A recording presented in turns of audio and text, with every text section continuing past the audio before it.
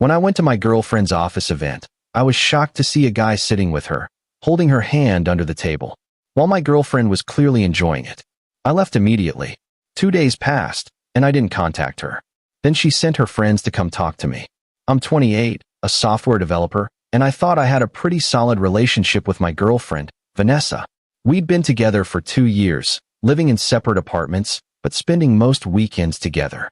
She worked in marketing at a mid-sized tech startup downtown, and I'd always supported her career ambitions, even when it meant late nights and weekend campaigns. The cracks started showing about 3 months ago.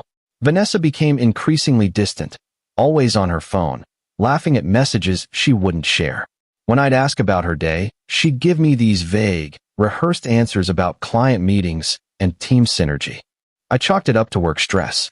She'd mentioned this big product launch coming up, so I figured she was just overwhelmed. Our routine had always been simple.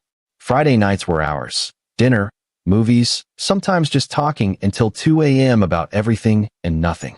But those Fridays started changing. She'd cancel last minute, citing urgent deadlines. Or she'd show up distracted, checking her phone every few minutes with this secretive smile that made my chest tight. "Who's that?" I'd ask, trying to keep my tone light. "Just work stuff," she'd say, locking her screen. Nothing interesting. But her face said otherwise. Her face said it was very interesting. I tried talking to her about it once, about 6 weeks before the office event. We were at her place, and she was on her laptop, supposedly reviewing campaign materials. But I caught her smiling at her phone again, that same private smile. "Vanessa, are we okay?" I'd asked. She'd looked up, surprised. "Of course. What? You've just seemed distant lately. Like your mind is always somewhere else." "I'm just stressed about this launch," she'd said, closing her laptop. "It's a huge opportunity for me. Dylan and I have been putting in insane hours." That was the first time I'd heard his name. Dylan. She'd said it so casually, like it was nothing, but something in my gut twisted. "Dylan, my project partner. I've mentioned him before." She hadn't. I would have remembered. "What's he like?" I'd asked, testing. "He's great. Really creative, super driven. We make a good team." The way she'd said good team stuck with me. There was something warm in her voice, something that used to be reserved for talking about us. Then came the office event. It was supposed to be a celebration for hitting their Q4 targets, held at this upscale restaurant with a private room. Vanessa had been hesitant about me coming at first. "It's mostly going to be boring work talk," she'd said a week before, not meeting my eyes. "I don't mind. I'd like to meet your colleagues properly. Especially this Dylan you keep mentioning."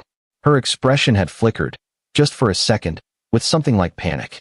"Sure, that would be nice." The night of the event, I'd actually put effort into my appearance. Nice shirt, the cologne she liked, even styled my hair properly. I wanted to remind her what she had, what we were together. Looking back, that desperation should have told me everything. I arrived 15 minutes late because of traffic. The restaurant was one of those dimly lit places with exposed brick and Edison bulbs, the kind where every dish costs $40 and comes on a slate instead of a plate. I texted Vanessa that I was there, but she didn't respond. I made my way to the private room in the back, rehearsing casual greetings in my head. Through the frosted glass door, I could see about 20 people mingling, drinks in hand, the warm buzz of celebration in the air.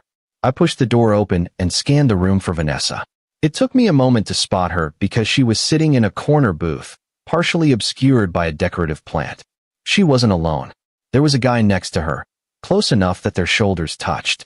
He was around my age, maybe a bit younger, with styled hair and one of those expensive watches that catches the light. But what made my stomach drop wasn't just their proximity. His hand was under the table, and even from where I stood, I could see his arm angled toward her. Her hand was hidden too, but her body language told me everything. She was leaning into him slightly, her head tilted toward his as he whispered something that made her smile. Not the polite smile she gave strangers. The real one, the one I used to think was just for me. They looked like a couple. That was the thing that hit me hardest. Not like colleagues, not like friends. Like two people who knew each other intimately, who had inside jokes and shared secrets. I stood there for maybe 30 seconds, waiting for her to notice me. She didn't. She was too absorbed in whatever he was saying. Her fingers, I realized, were probably intertwined with his under that table. I watched as she laughed at something he said, her free hand touching his arm in that casual way that spoke of familiarity. A woman next to me, one of Vanessa's colleagues, I assumed, glanced over and smiled. "Are you looking for someone?" "No," I said. "I was just leaving." I turned around and walked out. I didn't make a scene. I didn't text. I just left. The drive home felt surreal, like I was moving through water. I kept replaying what I'd seen, trying to convince myself I'd misunderstood. Maybe it was a colleague being overly friendly. Maybe it was nothing. But my gut knew better. The way she'd leaned into him, the intimacy of their posture, the fact that her hand was literally intertwined with his, that wasn't nothing. I didn't hear from Vanessa that night. I half expected a call or a text asking where I'd gone, but my phone stayed silent. I stayed up until 3 a.m., staring at the ceiling. That image burned into my mind. Every time I closed my eyes, I saw them together, her smile, his hand on hers. That silence told me more than any explanation could have. The next morning, I woke up to a single message from her, sent at 1:47 a.m. "Sorry, got caught up with work people. Hope you made it home okay." No mention of me showing up. No concern about where I'd gone or why I'd left. Either she hadn't noticed I'd been there at all, which seemed impossible in a room of 20 people, or she was pretending she hadn't. Both options made me feel sick. I didn't respond. Day 1 without contact turned into day 2. I went to work, came home, ordered takeout, and tried to focus on anything other than the image of her hand hidden under that table.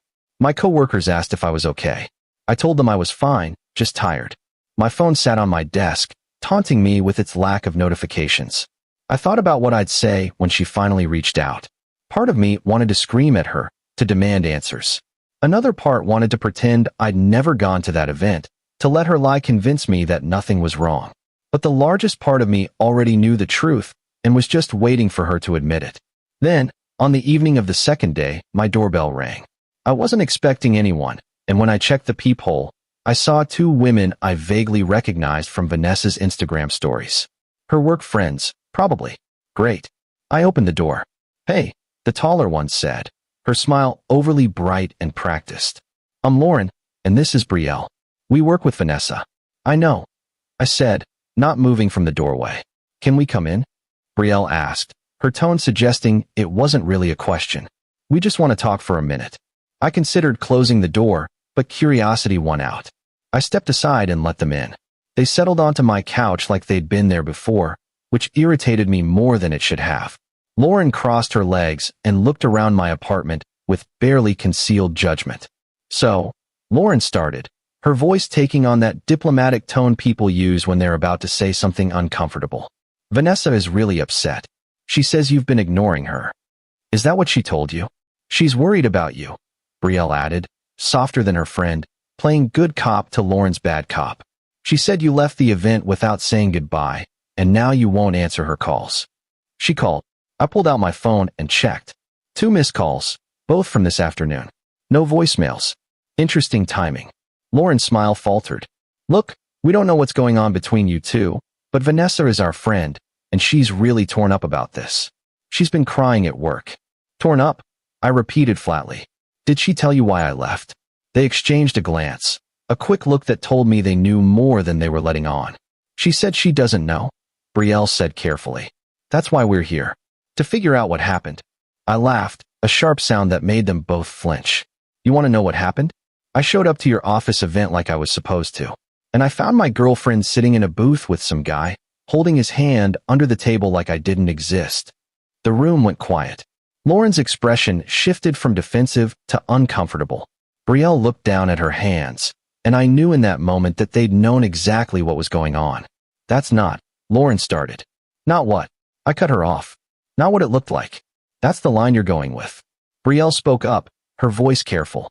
"You mean Dylan?" "I don't know his name.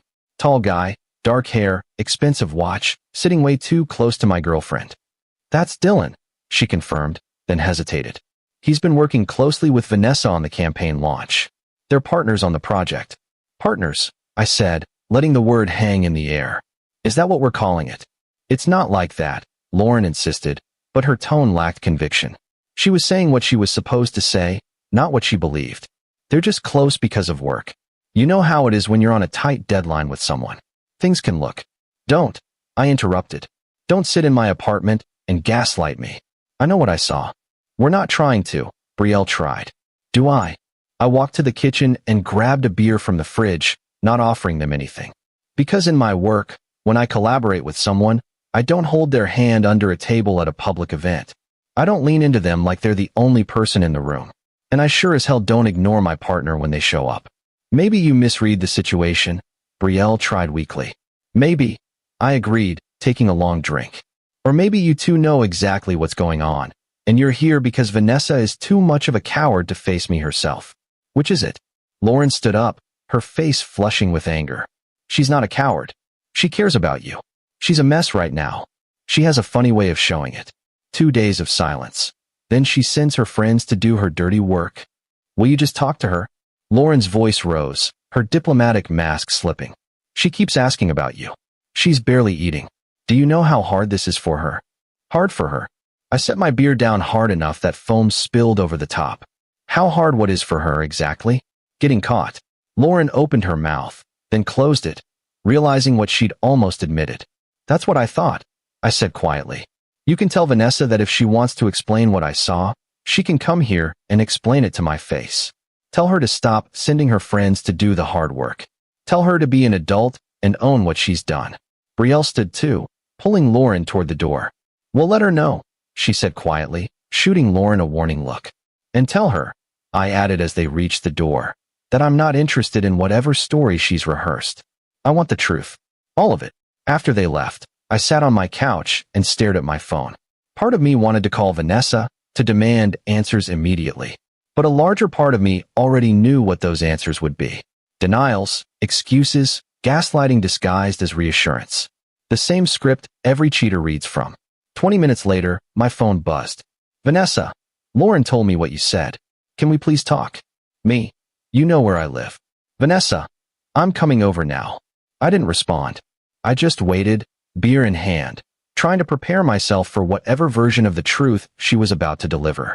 I knew it wouldn't be the whole truth. It never is. But maybe it would be enough. She arrived 30 minutes later, her eyes red like she'd been crying. She stood in my doorway, and for a moment, neither of us spoke. She looked smaller somehow, diminished. Or maybe I was just seeing her clearly for the first time in months. Can I come in? She finally asked, her voice small and fragile. I stepped aside without a word. She walked past me and stood in the middle of my living room, her hands clasped in front of her like a nervous student about to present to the class. I don't know what you think you saw, she started. Stop, I interrupted. Don't insult me by pretending you don't know. Don't treat me like I'm stupid. Her face crumpled. It's not what you think. Then tell me what it is.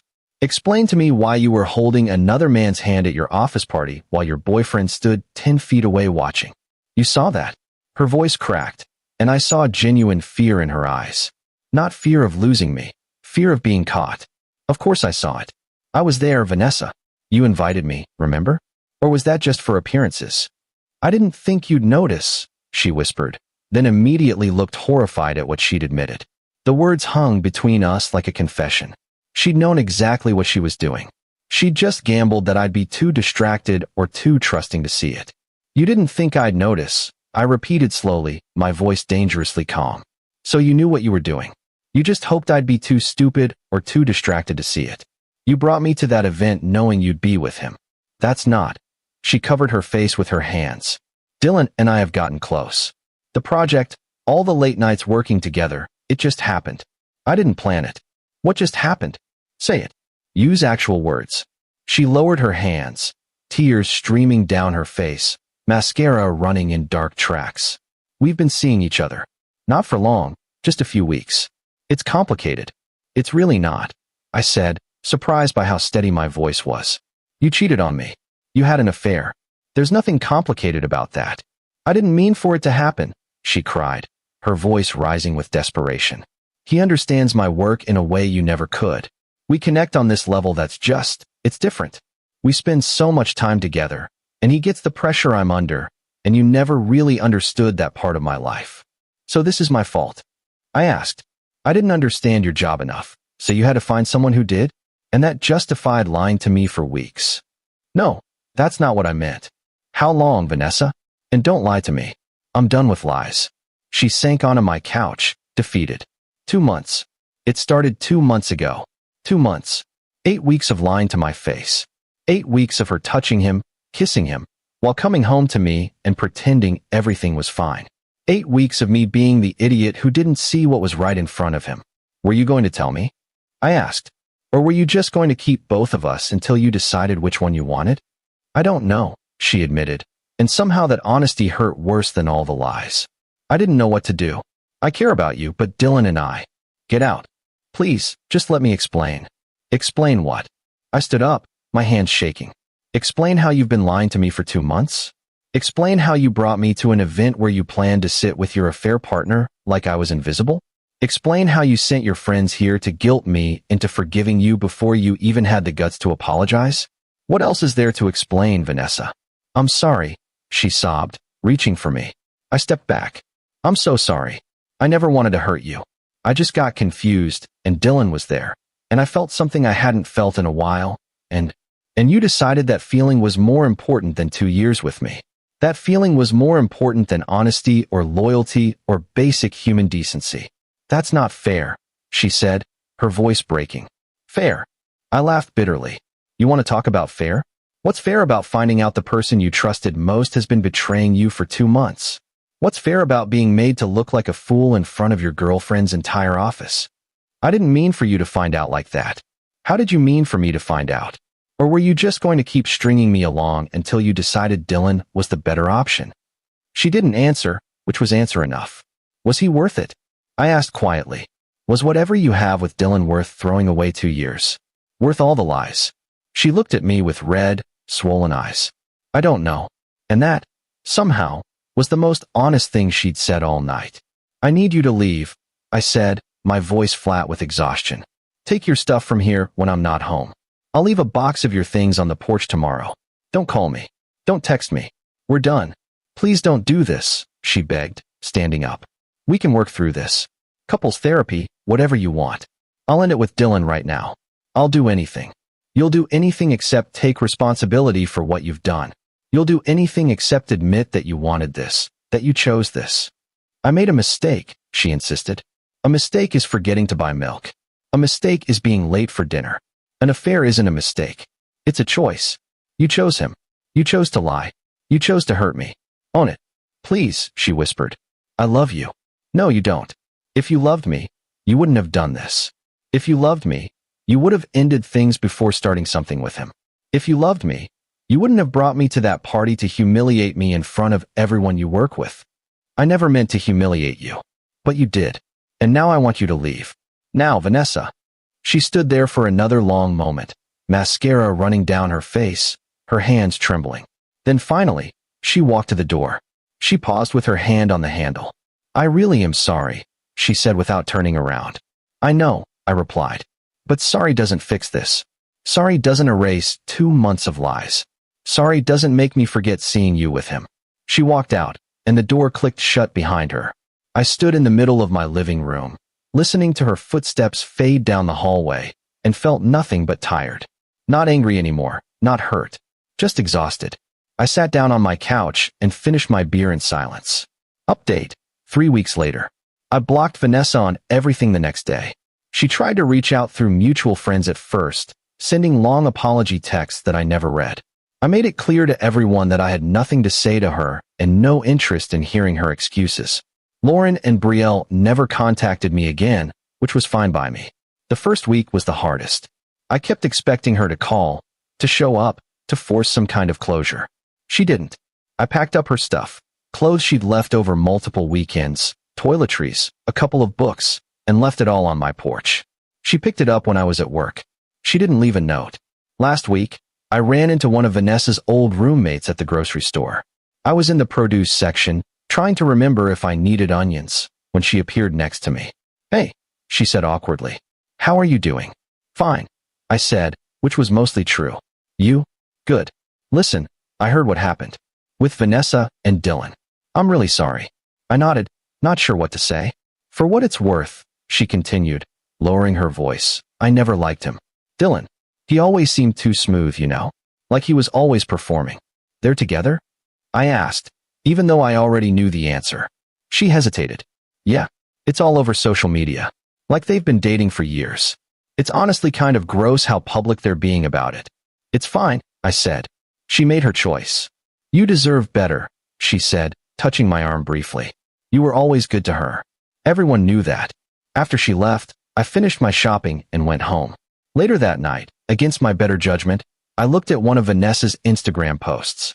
They were at some rooftop bar, his arm around her waist, both of them smiling at the camera with that filtered perfection that makes real life look dingy. They looked happy. They looked like they belonged together. I deleted the browser history and ordered pizza. The thing is, I'm doing okay. Better than I expected, honestly. Some days are harder than others, but I'm sleeping better now than I did those last few months with her. No more wondering why she was distant or where she really was. No more trying to decode her moods or make excuses for her behavior. No more feeling like I was competing for attention in my own relationship. The truth is, I think part of me knew something was wrong long before that office event. I just didn't want to admit it. I didn't want to be the paranoid boyfriend who couldn't trust his partner. I didn't want to be right about my suspicions. But seeing her with Dylan forced me to stop lying to myself. My coworker asked me last week if I'd consider dating again soon. I told him maybe in a few months. Right now, I'm just focused on remembering what it feels like to not be in a relationship where I'm constantly anxious, constantly wondering if I'm enough. And you know what? I'm okay with that. I don't wish Vanessa happiness with Dylan, but I don't wish her misery either. I just wish I'd walked away the first time my gut told me something was off. Would have saved me a lot of sleepless nights and one very uncomfortable office party. But at least now I know what to look out for. I know what it looks like when someone's checking out of a relationship. I know what it sounds like when someone's lying. And I know I deserve better than someone who'd hold another man's hand under a table while I stood there watching, hoping I was too stupid to notice.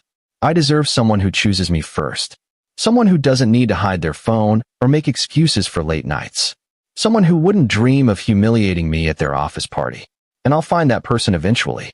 Or maybe I won't, and I'll be fine anyway. Either way, I'm done settling for someone who treats me like I'm optional. Final update, 2 months later. Last night, I got a text from an unknown number. I almost deleted it without reading, but something made me open it. This is Dylan. I think we should talk. I stared at the message for a long time, trying to figure out what possible reason Dylan would have to contact me. Then another text came through. Vanessa doesn't know I'm reaching out. I just thought you should know that things aren't working out with us. She talks about you constantly. I think she made a mistake. I read the message 3 times, feeling absolutely nothing. No satisfaction, no vindication, no anger. Just a kind of detached curiosity about what he expected me to do with this information. I typed back. That's not my problem anymore. Don't contact me again. I blocked the number and went back to watching my show. The old me, the one from 3 months ago, would have agonized over that message. Would have wondered if I should give Vanessa another chance, if maybe she really did regret what she'd done. Would have let hope creep back in like poison. But I'm not that person anymore. I learned something important from all of this. When someone shows you who they are, believe them the first time. Don't make excuses. Don't rationalize. Don't hope they'll change. Vanessa showed me who she was in that restaurant booth. She showed me that her desires mattered more than my dignity. She showed me that she was capable of looking me in the eye and lying for months without flinching. And I believed her. So no, I don't care if things didn't work out with Dylan.